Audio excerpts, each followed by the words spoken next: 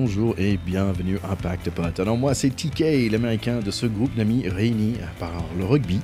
Et franchement, dans les moments difficiles, c'est bien d'être entouré par mes potes. Je suis content alors de vous retrouver mes amis après ce dur week-end de rugby. Le première personne, c'est notre première deuxième ligne, Théodore de Saint-Rémy. Comment ça va mon Théo ? On est obligé de dire que ça va, parce que le sport est un jeu et le rugby est un sport qui est un jeu. Et perdre au jeu, il n'y a pas mort d'homme. Voilà, donc ça va, mais j'ai quand même bien les boules. Exactement ça. Et comme toi, j'imagine mon cher Charlie Bayer qui a joué ce week-end à CBB.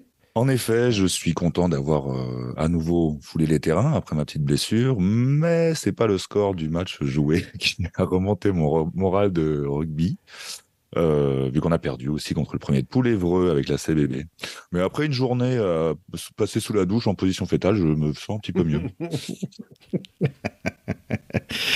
Allez, on va démarrer avec notre petit moment franco-américain cette fois-ci, si vous me permettez. C'est Victor Wembanyama, le Français, qui va démarrer dans la NBA d'ici une semaine. Et franchement, ça va être quelque chose de spécial, les garçons. Donc, jeudi prochain, le NBA, ça démarre. Ils jouent pour des Spurs. Premier match dans 10 jours, on va dire. Et franchement, ouais, je pense que ça peut être intéressant de au moins regarder des best-of ou des highlights des NBA. Ça peut être Dans les matchs préparatoires, il fait déjà très fort. Hein. Exactement. En parlant toujours des États-Unis, si je peux, mais rugby cette fois-ci. Les Eagles femmes, ils ont battu Samoa 36-26. Oui, donc je parle de la Women's Cans, le nouveau série, on va dire, qui se passe en ce moment, qui a démarré ce week-end dernier et qui, en fait, la France va jouer aussi. Je vous invite à aller taper WXV rugby et vous allez voir, vous allez mieux comprendre. Donc nous, la France, on est dans un pool où on va jouer 3 différentes équipes, donc Nouvelle-Zélande, Australie et Canada, et on est dans un pool où les 2 autres équipes vont faire la même, c'est l'Angleterre et Pays de Galles, et on va voir qui fait le mieux. Donc ça va être intéressant, et en fait, par la suite, il y aura un montée et une descente, Charlie, je sais qu'on a parlé plusieurs fois de montée et descente destination, mais dans ce WXV ou W15, il y a un montée et descente du 3e et 2e, et pas tout de suite dans la première rang, mais d'ici 1 an ou 2, ça va être pour dans les 3 différentes zones. Donc c'est super intéressant à creuser. Une, ça nous fait un chouette long à l'autre consolation. Ce serait un peu pas prendre mesure de ce que ça peut être, mais ça va nous consoler, disons, de la défaite des Français, d'aller observer les Françaises dans cette compétition. Et oui, ça peut être peut-être que la World Rugby se sert de ça comme d'un test pour éventuellement faire ses montées-descentes dans d'autres tournois. Ça peut être très sympa à regarder. En parlant de World Rugby, on a toujours du fantasy et c'est Mara qui est toujours en tête. Moi, je suis loin derrière. Il va peut-être gagner son t-shirt Pack de Potes. Et en parlant de t-shirt plutôt maillot, cette fois-ci, n'oubliez pas qu'il y a un tombola par l'association Les Petits Courageux. Le Petit Courageux, c'est pour des jeunes enfants qui ont un craniosténose et on organise un tombola pour un joli maillot de notre 15 de France signé par plein de super joueurs sur notre équipe de France et c'est pour la bonne cause des maladies rares. Bon, je vais finir mon côté admin avec un rappel que c'est bientôt novembre. Et quand moi je pense à novembre, je pense à Movember. Et bien sûr, on va bientôt faire un autre petit interview avec Stéphane Beaumont de Movember. Donc n'oubliez pas d'aller chercher Movember, les garçons, sur le web pour savoir comment tu peux aider. Est-ce que vous allez faire la moustache, les garçons ? Moi, le problème avec la moustache, c'est que une moustache, c'est bien, des dreads, c'est bien, les deux, c'est affreux. Moustache, j'ai pas encore réfléchi à cette question. Pour l'instant, c'est pas prévu. D'accord. L'année dernière, j'ai fait une espèce de barbe moustache et je pense que cette année, je vais raser la barbe complètement et vraiment faire un vrai moustache cette fois-ci. On va voir si j'ai quand même le courage quand je vais voir le barbier. À creuser. Tu veux pas tester la moustache barbe de Lémi de Motorhead ? Il faut que je le google d'abord. Et si tu le fais, Charlie te prête son t-shirt Motorhead. Son t-shirt mythique. Allez, on va passer tout de suite à le match de ce week-end. Pack de Potes, terrain 10. Le week-end démarre avec le rouge contre le bleu, donc c'est les Poireaux de Pays de Galles contre les Pumas d'Argentine. Les rouges, ils veulent soit faire des chandelles ou soit donner le ballon à Zamet, qui va vite. Il s'appelle Greased Lightning Zamet et il va mettre un peu de pression tout de suite avec un coup de pied à suivre. Un petit wardrobe malfunction, comme on dit en anglais. On ne sait pas qui est qui chez les rouges car les chiffres ne sont plus sur le dos de leur maillot. Petit combo 13-9-10 et le pote de Charlie il va marquer Dan Bigard. Du jamais vu pour moi, au moins, l'arbitre Jaco Pepper se blesse et est donc remplacé par la finisseur Dickinson. Josh Adams et Liam Williams sont très présents pour les rouges. Les avants jouent comme des blacks avec des petits passes après contact, 10-0 à 20 minutes pour les Gallois. Choco Barrez est blessé Et globalement, les Argentins n'ont pas de bol, mais ils passent un bon été et quelques étincelles dans la fin de ce premier mi-temps qui finit en bousculade surveillée par le TMO et 3 points de plus pour les Bleus, 10-6. Argentine continue d'ajouter des points en début de deuxième mi-temps, 12-10 maintenant, Argentine en tête. Les Gallois vont mettre un essai de 9 remplaçants, mais ils ne sont pas à l'abri. Grosse poussée par des Argentins et après un peu de boulot, ça va passer en force par les Pumas.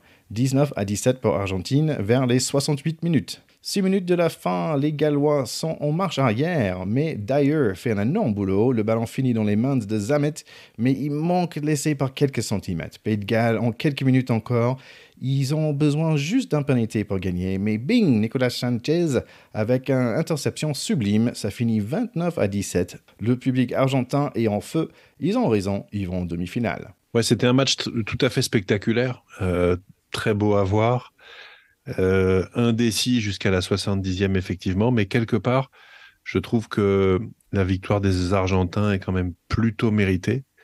Moi il m'a semblé que les Gallois ont quand même souffert devant, ils ont fait une compétition dans laquelle il faut pas oublier qu'ils ont failli perdre contre les Fidji. Il s'en était fallu d'un cheveu que Radradra n'attrape ce ballon de la gagne pendant le match de poule et ça aurait été différent pour les Gallois qui se seraient pas retrouvés premiers de poule dans ces conditions-là. Et puis, rien que pour l'interception du vieux Sanchez, entre guillemets, je dis pas ça parce qu'il est du Stade français, Charlie, mais ça fait vraiment plaisir de voir cette action-là qui est une action décisive, qui envoie une équipe en demi-finale. C'est magnifique et quel coup de nez et quel coup de génie il a eu pour arriver à renverser la vapeur sur cette action. Voilà, moi j'ai beaucoup aimé ce match et je pense que quelque part les Gallois, on avait dit que c'était une équipe qui était en fin de cycle. Je pense que c'est pas plus mal qu'ils s'arrêtent là pour qu'ils puissent se reconcentrer sur la reconstruction de leur rugby, sur l'après Alan Wynne-Jones avec des bons enseignements à tirer. Mais d'une certaine manière, ça aurait peut-être été usurpé qu'ils soient en demi-finale et ça aurait peut-être été pour eux l'arbre qui cache un peu la forêt. Voilà. Oui, alors moi, je ne partage pas ton enthousiasme sur ce match. Pour moi, on s'est fait chier. On s'est ennuyé pendant 1 heure. Je trouvais, j'étais vraiment. Alors, je vous préviens, je vais être. C'était un peu à l'ancienne, c'est vrai. C'était un peu à l'ancienne. Là, je vous préviens, je bouge. Je suis un peu en mode râlage aujourd'hui. Voilà, je vais être très français. Je vais râler. Et en le regardant, j'avais de la peine pour quelle que soit l'équipe gagnante, en les imaginant en demi-finale contre. Du coup, ils seront contre la Nouvelle-Zélande. Voilà, je me suis dit, ça va être dur pour eux. Ils vont charger. Ils vont charger jusqu'à, bon, évidemment, le dernier quart d'heure, c'était quand même un quart d'heure de folie. Et puis, pour la première heure aussi, j'avais jamais vu un arbitre se faire remplacer dans un match de rugby. Donc voilà, c'était une grande première pour moi. Et comme c'était un type dont j'avais pas apprécié les vannes en 2019, les vannes d'aéroport, en 2019, ça m'a fait un peu marrer gentiment, voilà. Mais c'est vrai que le dernier quart d'heure était assez de feu.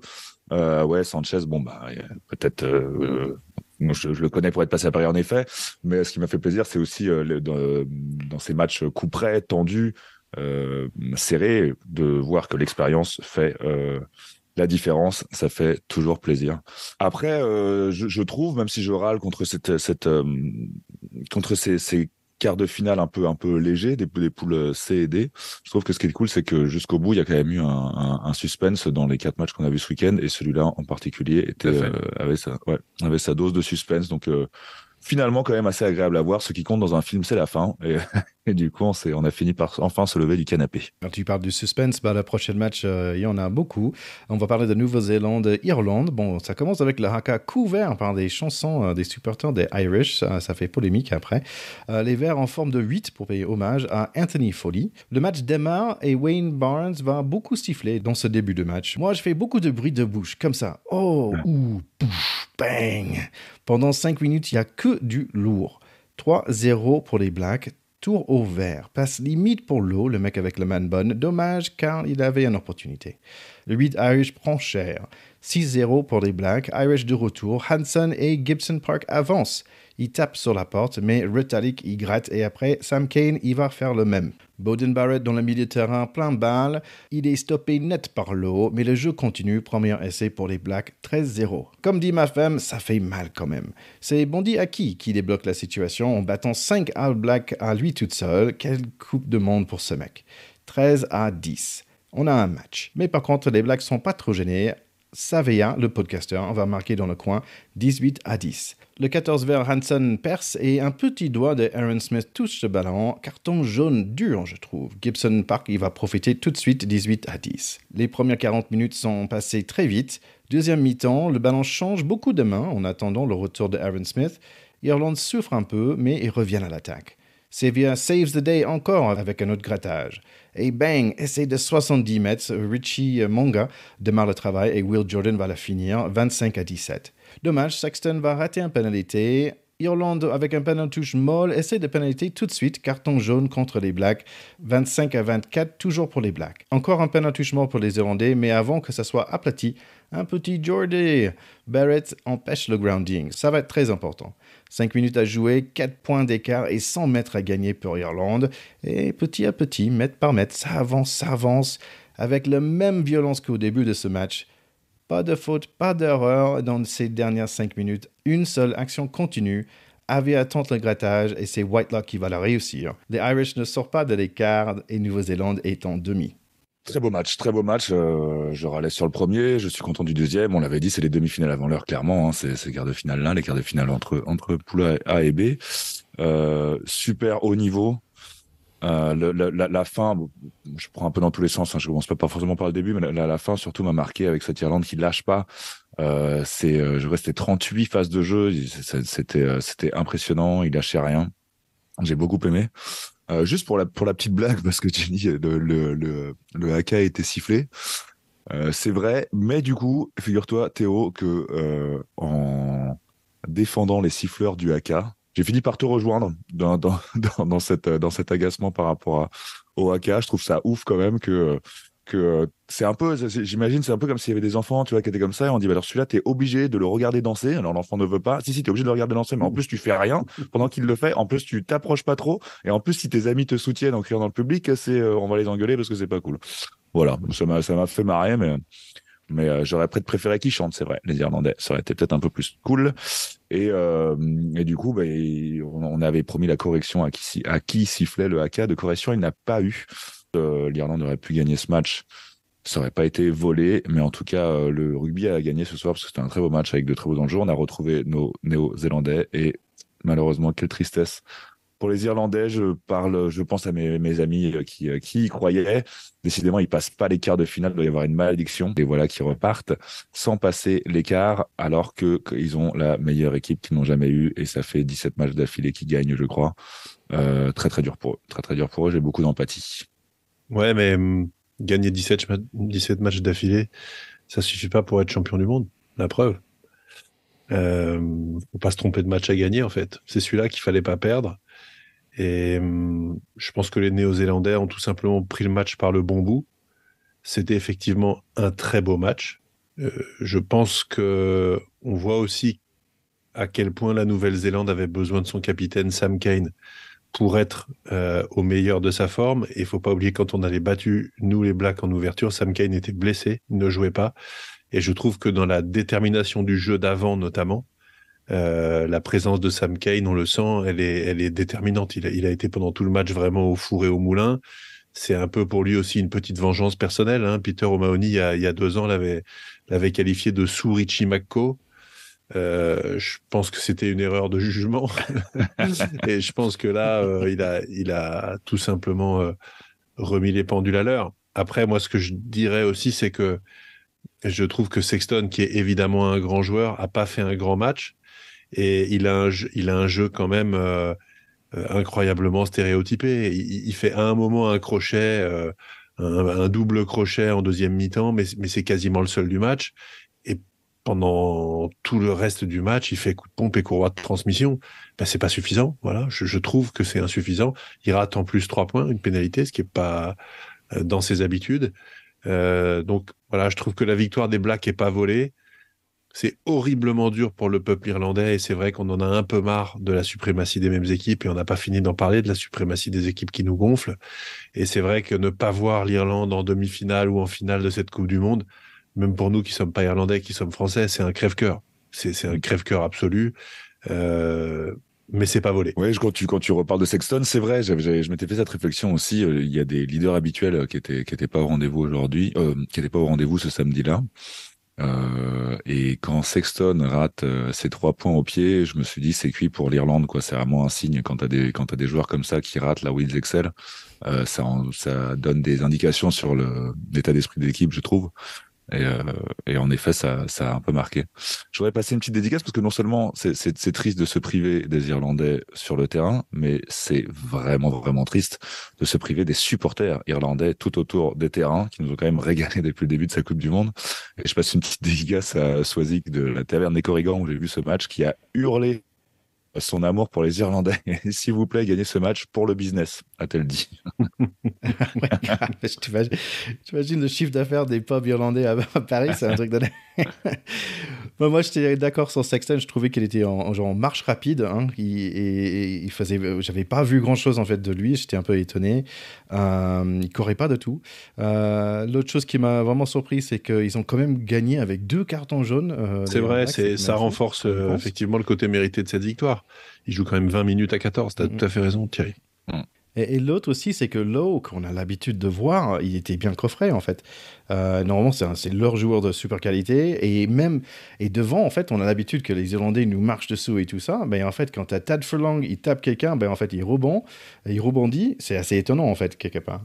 La dernière chose que j'ai notée, qu'il y avait beaucoup de joueurs dans ce match, avec beaucoup de cheveux gris, quand même. On dirait le pack de potes, hein, Théo. Ouais, juste un petit mot. Au moins 203. Lowe, c'est aussi un joueur néo-zélandais. Hein. Je pense que pour lui, même si c'est devenu un Irlandais d'adoption en équipe d'Irlande, je pense que ça doit quand même être des matchs très particuliers. Et je pense aussi que les Blacks l'avaient ciblé et refusaient absolument de perdre avec la classe d'un Néo-Zélandais dans une équipe qui n'est pas celle de Nouvelle-Zélande. Donc c'est certainement un contexte particulier. Et j'ajoute aussi que les grands joueurs sont là dans les grands matchs. Et peut-être qu'aussi les grands trios sont là dans les grands matchs. Et n'oublions pas que papa et maman Barrett, 3 rejetons sur le terrain qui font tous les 3 un très gros match. Donc la fratrie Barrett avec un deuxième ligne et 2 joueurs qui jouent derrière, à ce niveau-là de performance,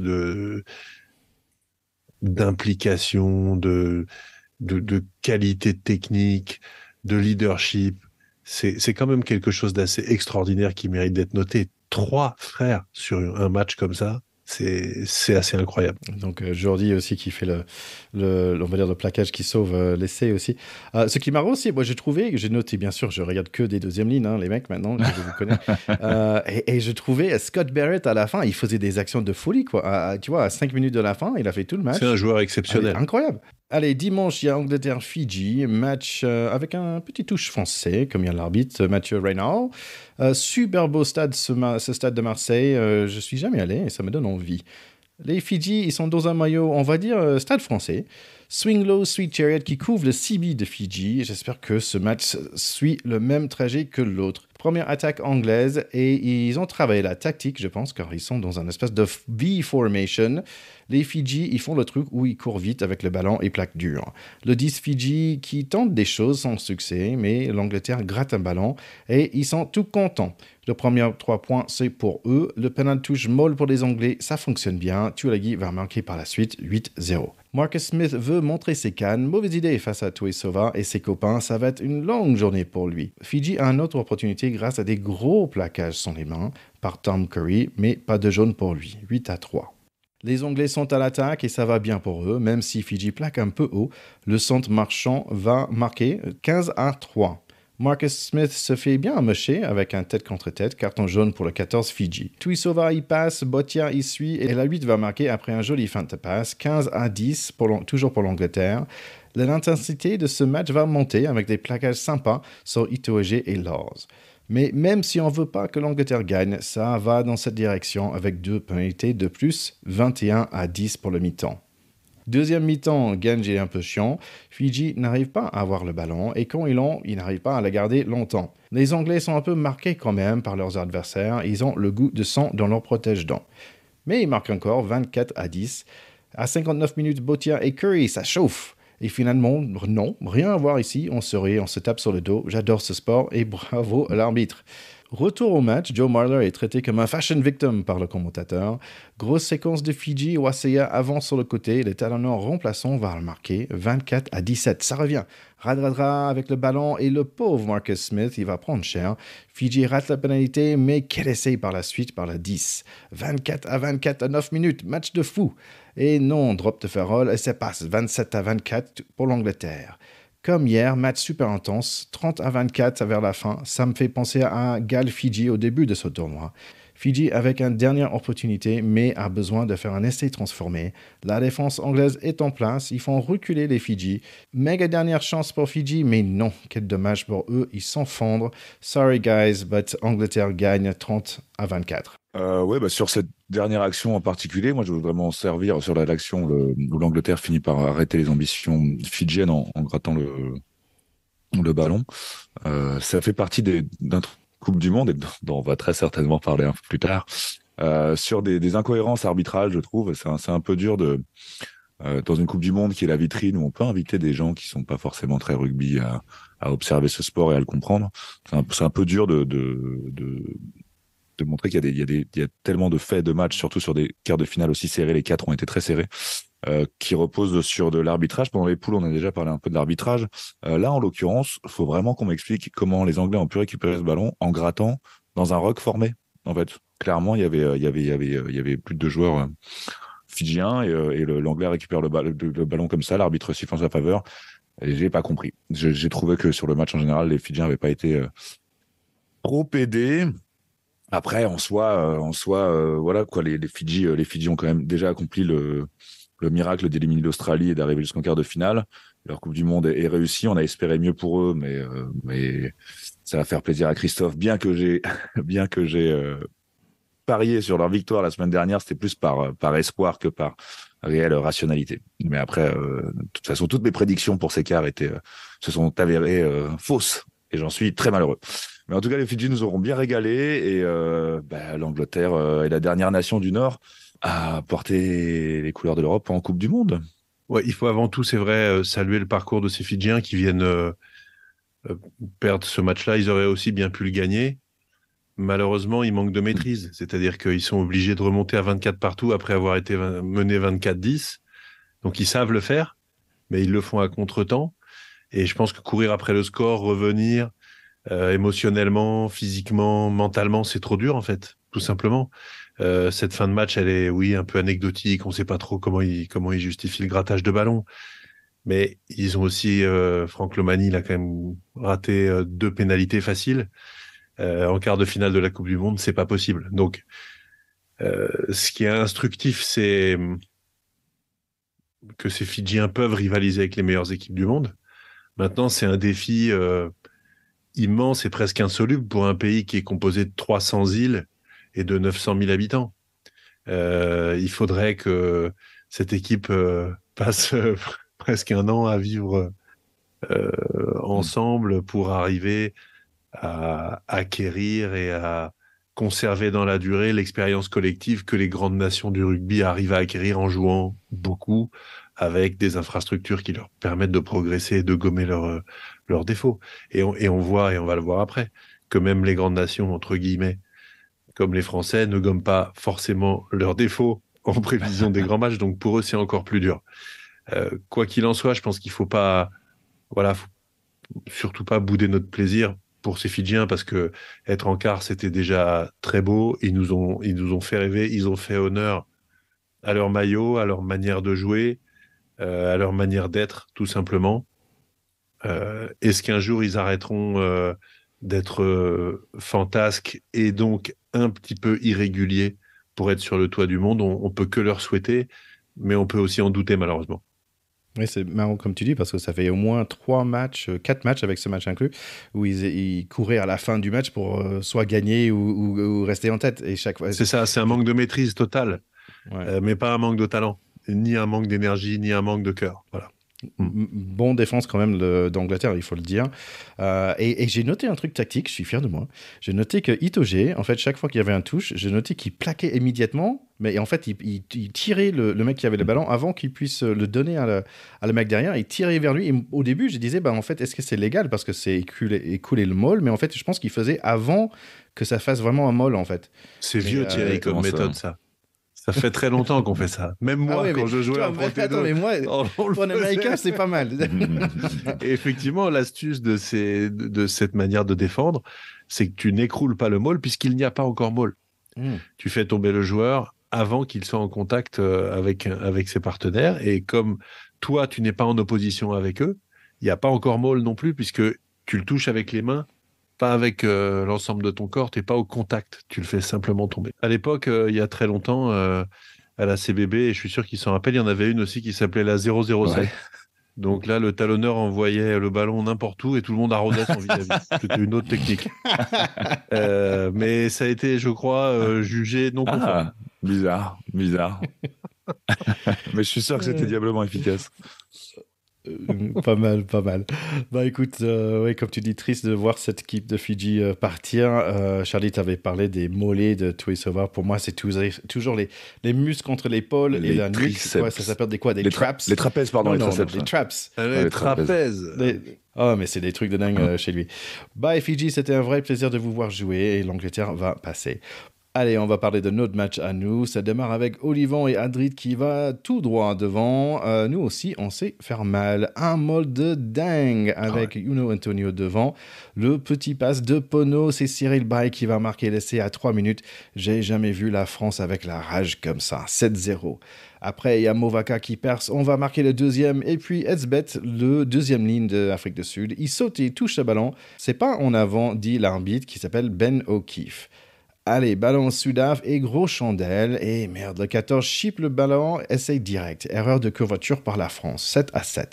Chandelle par Dupont, hyper bien tapé. Ça finit dans les mains de Movaka.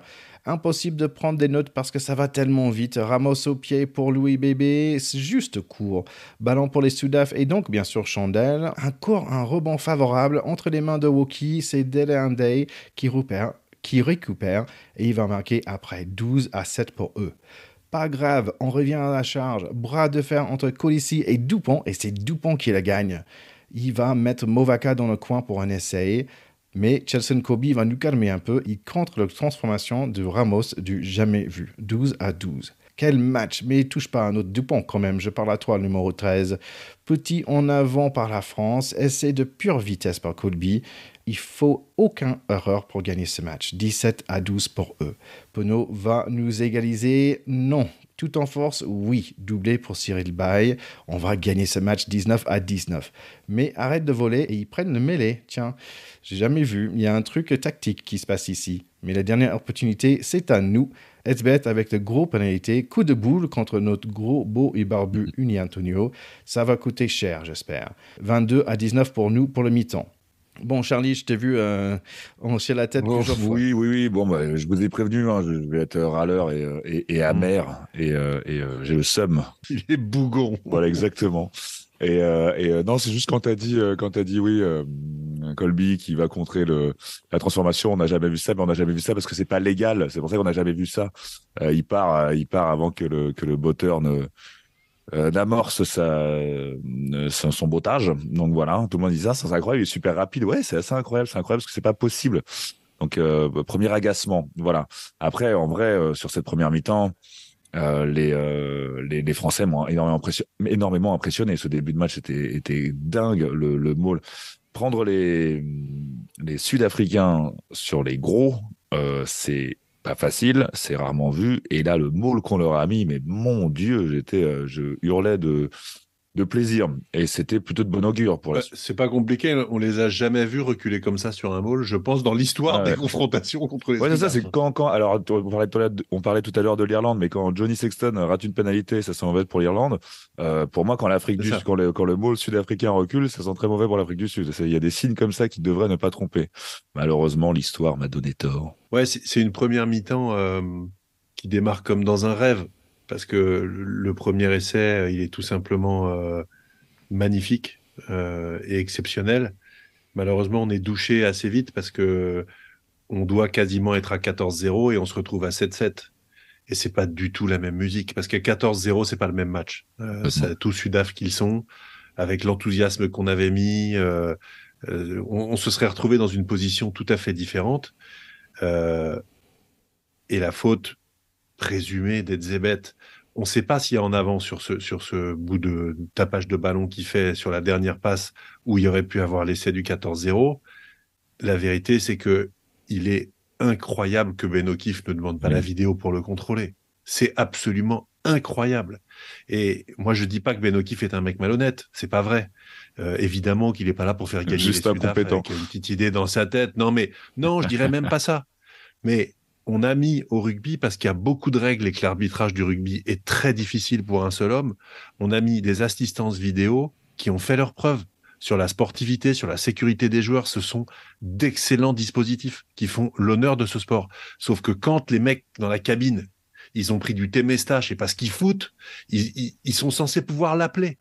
Ils lui disent, OK, il y a essai à l'autre bout du terrain, 80 mètres plus loin, mais on va quand même vérifier ce qu'a fait Zebet au début de l'action. Et no try, si jamais c'est en avant. On voit pas bien, mais je pense qu'avec 2-3 angles de vue, il eût été possible de voir.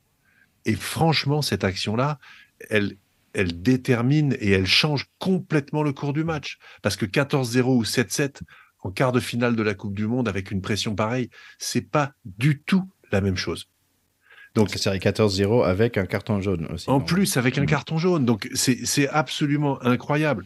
Maintenant, il faut quand même pas non plus nier le fait que les Sudaf ont très bien joué le coup sur les chandelles et que sur 2 actions en première mi-temps, malheureusement, Fickou et Woki, qu'on adore, se sont troués comme des cadets et on leur a donné 2 essais.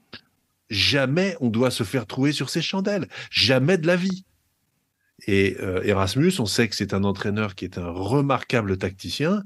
Il a fait taper des coups de pied de grande qualité, très haut, très court. C'est-à-dire que les joueurs du fond du terrain n'ont pas la possibilité d'arriver avec de l'élan, faire des courses en prenant des appuis et aller très haut pour prendre ces ballons. Woki et Fickou, ils font quasiment dans la même position quand ils font cette erreur. Ils reculent un peu, ils savent pas trop. Il a vu une seule main au lieu de 2 parce qu'ils sont en déséquilibre, parce qu'ils reculent. Arrivé patatras, rebond un peu favorable, 2 essais. Donc ça, c'est quand même, 1, le talent des Sud-Africains d'avoir tapé dans les bons endroits de la bonne manière, et 2, on s'est troué sur ces ballons hauts. Ça, on peut quand même pas dire que c'est de la faute de Ben O'Keefe. Non, mais après Ben O'Keefe, je ne peux pas le détester puisqu'il porte le même nom que le chanteur de mon groupe préféré, Airborne. Donc, Oui, mais ça, c'est encore autre chose. non, mais ce qu'il y a, c'est que moi, pour moi, là, j'y voyais aussi plus quelque chose de. Bon, déjà, c'est très dur quand, en effet, l'évolution du score et l'erreur aussi éventuelle aussi. Mais je trouve que on fournit énormément d'efforts pour aller chercher des points et à côté, eux, en un claquement de doigts, nous recollent aussi. C'est atroce. Donc, c'est un peu dur. Mais pour moi, là, c'est une défaite de tactique en fait plutôt. Je pense qu'ils nous avaient bien étudié, ils ont vu une faiblesse et ils ont insisté dessus. Et si normalement tu mets un essai comme ça, bah après on se ressaisit. Mais s'ils ont pu le faire 2 fois, c'est qu'il y a eu quand même une petite erreur plus globale que juste l'erreur individuelle des joueurs, je pense.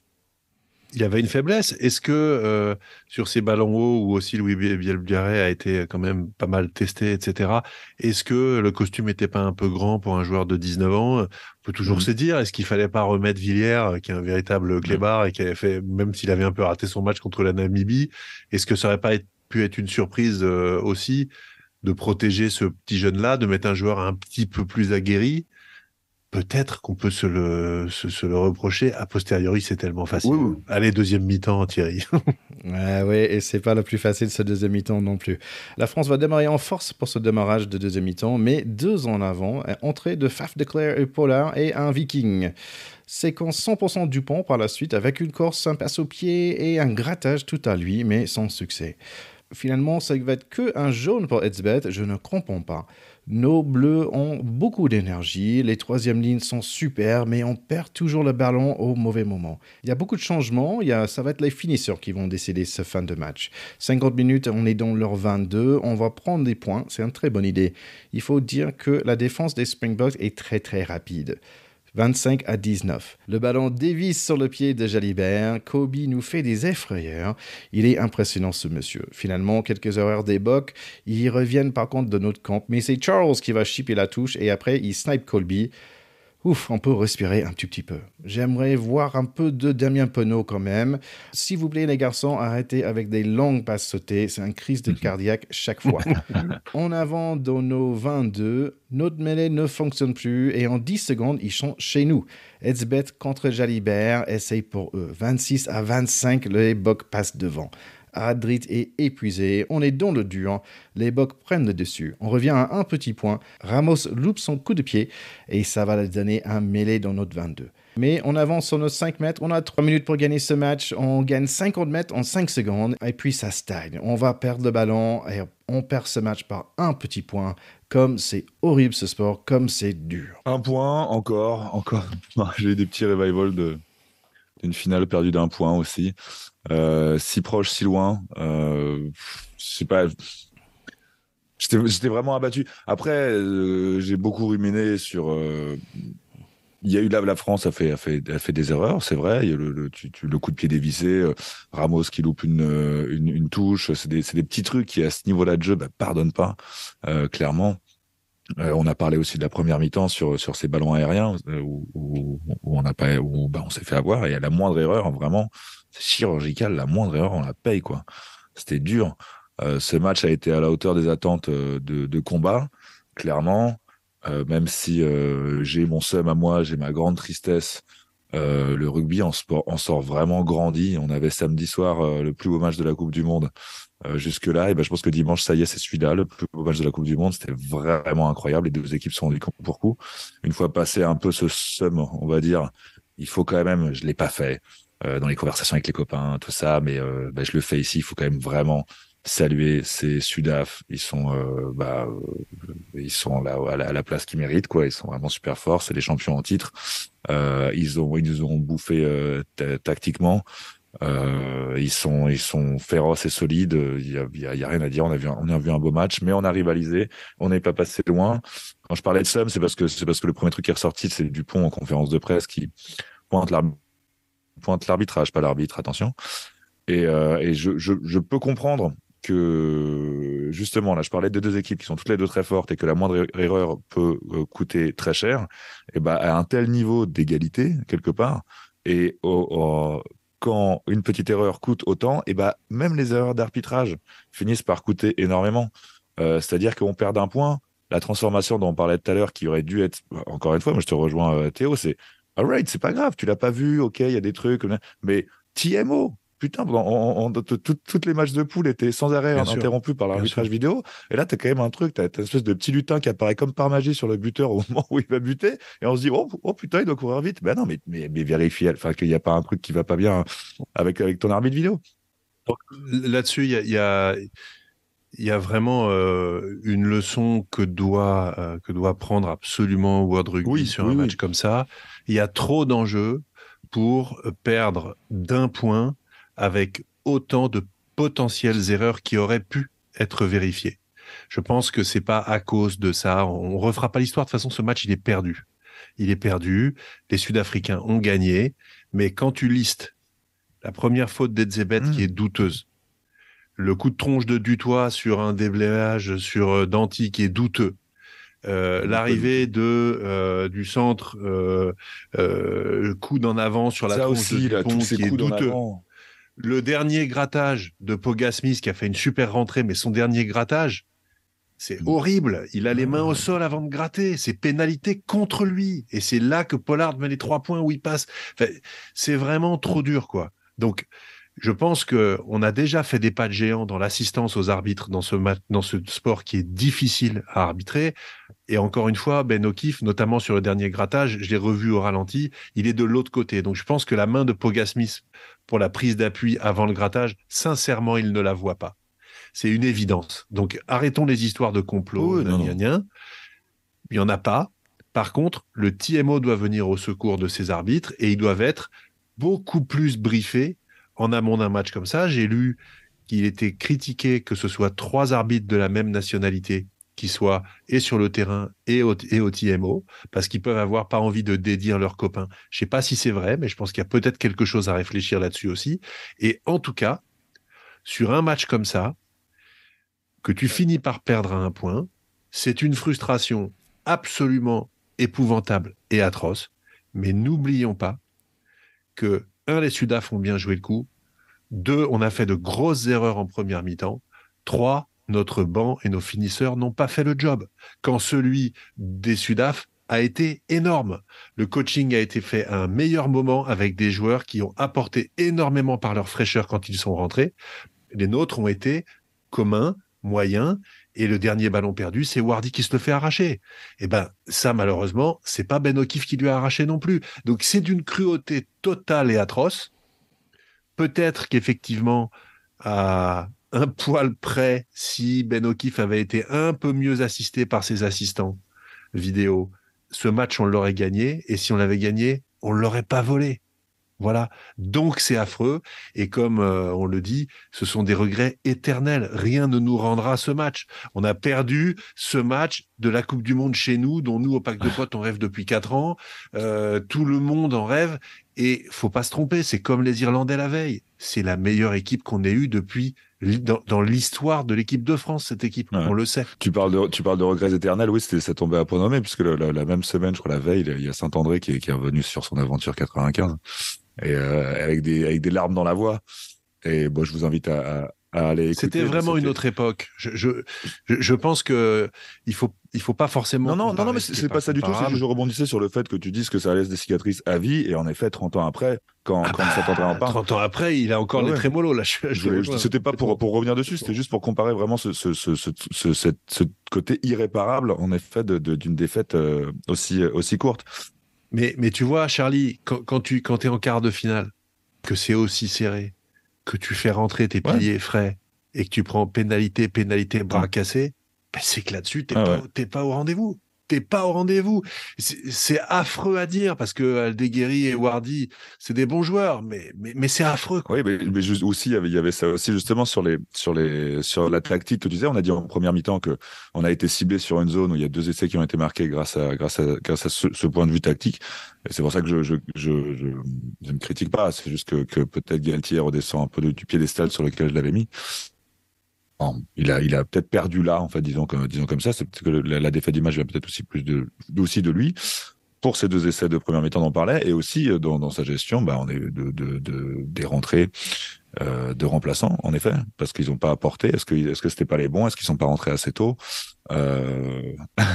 Je ne saurais pas dire, mais en tout cas, oui, il y a eu un problème. Mais pour aussi te répondre sur l'amélioration qu'il y a sur le TMO à faire, enfin sur l'arbitrage à faire, c'est clair et net. Moi, ça m'a un peu agacé quand il y a eu pendant les phases de poule ce petit. On parlait un peu de est-ce qu'il faut faire une Coupe du Monde à 24 ou à 16, machin. Pour moi, c'est pas du tout là. Il y a plein d'améliorations à faire, mais arrêtez de penser au nombre d'équipes. C'est juste déjà améliorer l'arbitrage ou le rendre en tout cas plus cohérent, plus commun à tous les matchs, quoi. Et aussi, là aussi, je vous ai énervé, c'est que j'ai repensé, là, pendant ces 4 quarts de finale, à ces putains de barrages qu'on a eu il y a 3 ans, et au fait qu'il y ait eu les demi-finales en quart, avant l'heure, qu'à côté, il y a les autres quarts étaient tout pourris, et aussi, ça a un peu fraudé le truc, quoi. Ça aussi, c'est des points de vue à améliorer.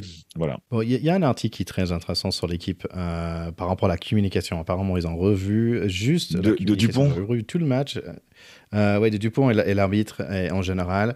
Une chose, c'est sûr, s'il y a beaucoup de personnes qui lèvent les mains toujours dans l'air, c'est pas une bonne signe non plus, en fait. Et c'est à nous, en tant que la France, en tant que joueur, de dire, je peux pas juste lever mes mains dans l'air. En fait, il faut être capable de jouer ce jeu-là. Et moi, j'appelle ça un peu the big boy game. Tu vois, la France, jusqu'à là, elle était des golden boys, on est bon, on est super beau, mais en fait, on n'était pas méchants. Et en fait, oui, les Sudaf, ils avaient un peu de tendance de traîner un peu dans les rucks, ils avaient tendance de faire des gestes pas trop réglo. Et voilà. Et en fait, mais en fait, donc il nous manquait ça. Et je pense que c'est un de nos amis Seb qui a dit, il nous manquait un peu un Sudaf. Normalement, c'est un Sudaf sur toutes les équipes. On a manqué le nôtre. On manquait un peu de poids, un peu de méchanceté. Et peut-être la prochaine fois que ça revient. Moi, j'aimerais bien que la France soit, on va dire, avec ce petit air qu'on n'aime pas chez les Anglais ou chez les autres, qui sont un peu, ouais, nous, on va gagner, on va faire, ça va faire mal. Le problème, Thierry, c'est que ça dépend aussi du mood dans lequel est l'arbitre et dans lequel il décide d'arbitrer. C'est-à-dire que la coloration que Ben O'Keefe a donnée à son arbitrage, c'était un arbitrage assez permissif, alors que souvent, c'est un arbitre qui est au contraire assez tatillon. Et il a été assez cohérent pendant tout le match en laissant notamment les Sudaf dans les rucks ralentir la sortie du ballon. Il les a peu sifflés, il communiquait avec eux, il disait « arrêtez, poussez-vous » et ils arrêtaient, ils se poussaient. N'empêche qu'ils avaient ralenti. Et les Français n'ont pas pris le risque de faire la même chose, de ralentir dans les rucks, de se mettre au diapason là-dessus. Et je pense que c'est probablement une erreur d'adaptation stratégique. Maintenant, c'est presque impossible à faire. Et on peut pas être, quand on est même sur le banc, sur le côté, leur dire, les gars, trichez un peu dans les rucks.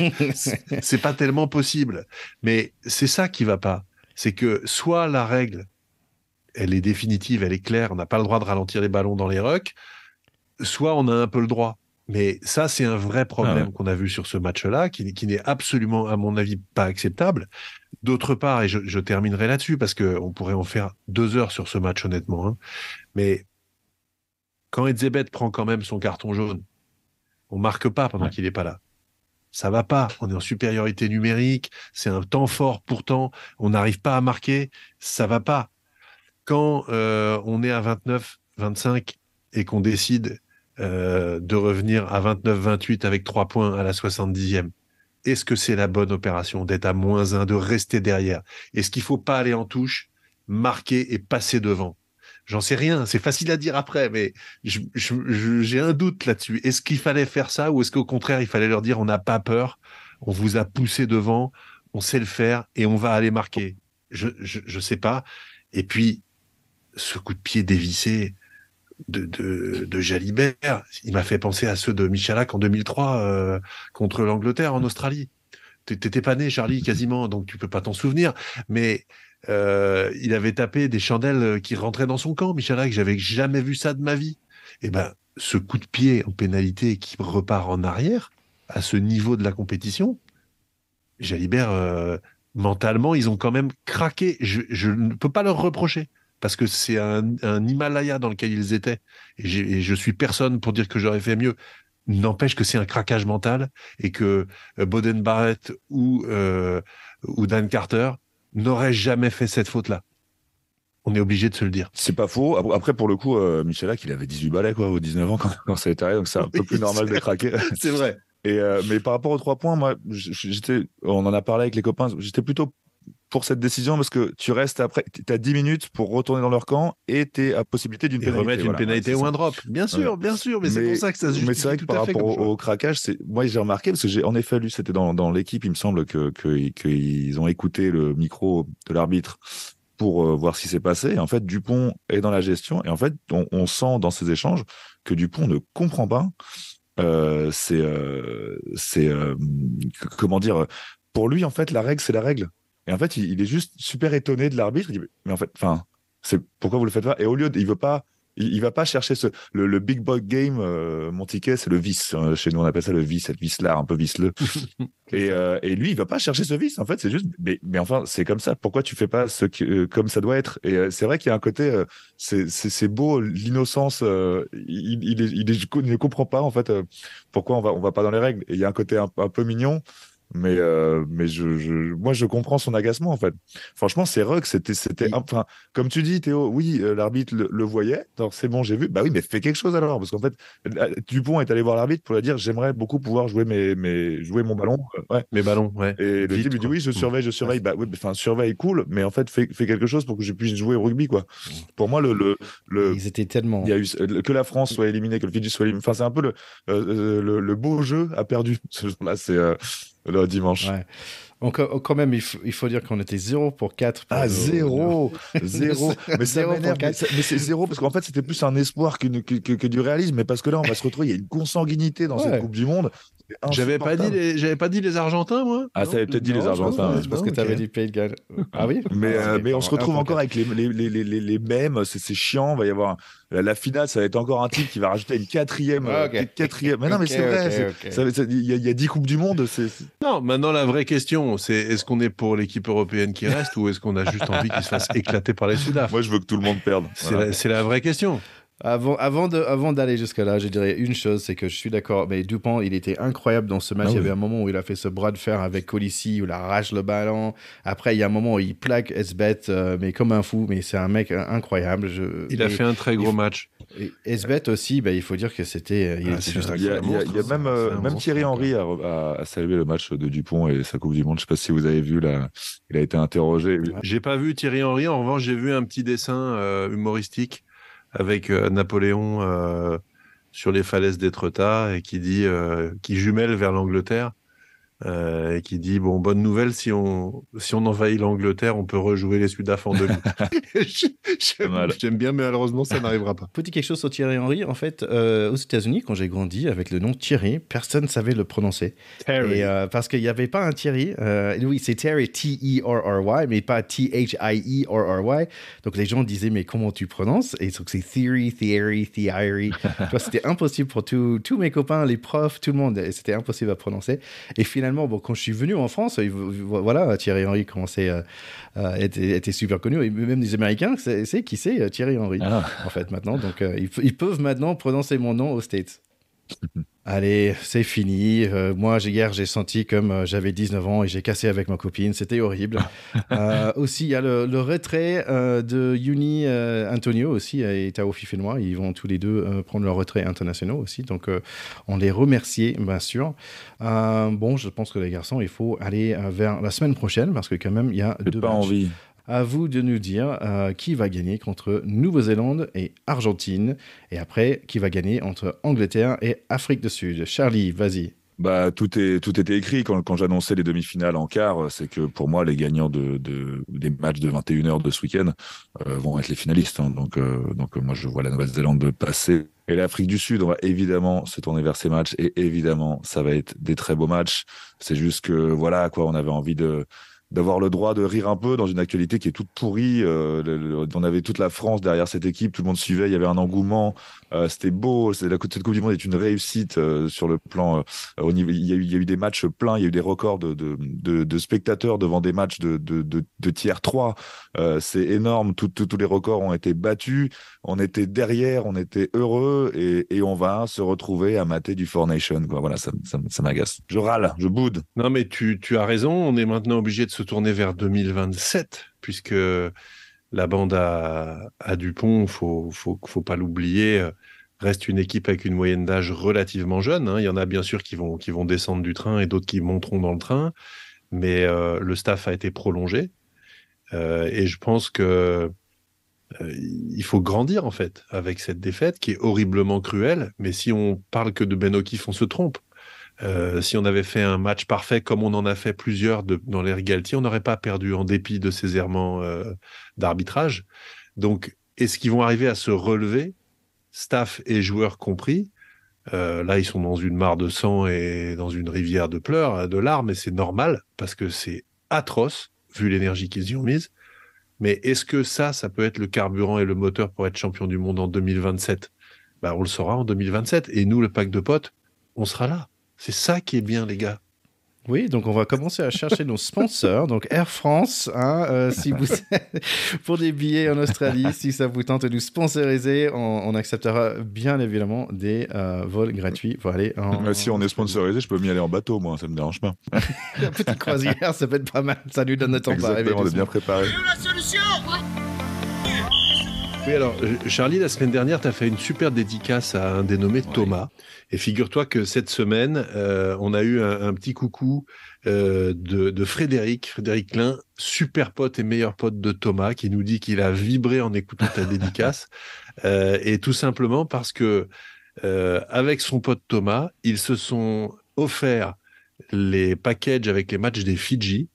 Et en même temps, ce pote Thomas, c'était son témoin de mariage, si j'ai bien compris. Et il m'a dit, donc, ma lune de miel, c'est la tournée des stades pour voir les matchs des Fidji avec ma femme.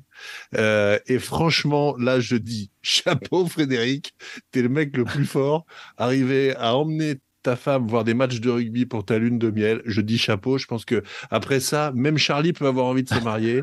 Et franchement, on adore cette histoire et on aurait aimé une petite photo. Ah, Maintenant, bon, les Fidji ne jouent plus, mais tu peux peut-être te rattraper quand même, Frédéric. bah oui, on t'attend, mon Fredo, photo. Mais d'ailleurs, si tu veux remercier ta femme de t'avoir accompagné pendant ces matchs de Coupe du Monde, bah, tu peux essayer aussi de lui offrir un cadeau rigolo. Et pour ce faire, rien de plus simple. On a les copains de la Plombée Rugby qui nous proposent un petit jeu sympa, un dérivé de la pétanque. Et sur leur page Instagram, tu peux aller participer à un jeu concours, c'est-à-dire si tu devines qui sera le vainqueur de cette Coupe du Monde, tu peux éventuellement gagner un jeu de la Plombée Rugby qui pourra ravir vos soirées de couple fraîchement mariés. Exactement. Tu pourras finir ta lune de miel en jouant à la pétanque d'intérieur. Allez les garçons, à très très bientôt, à la semaine prochaine. Ciao ciao. À la semaine prochaine avec un peu plus de sourire, espérons, et le rugby sera toujours beau et grandi par cette Coupe du Monde. Mais bien sûr, à la semaine prochaine, on sera là et on espère bien qu'on verra des superbes demi-finales qui sécheront un peu nos larmes. On vous embrasse.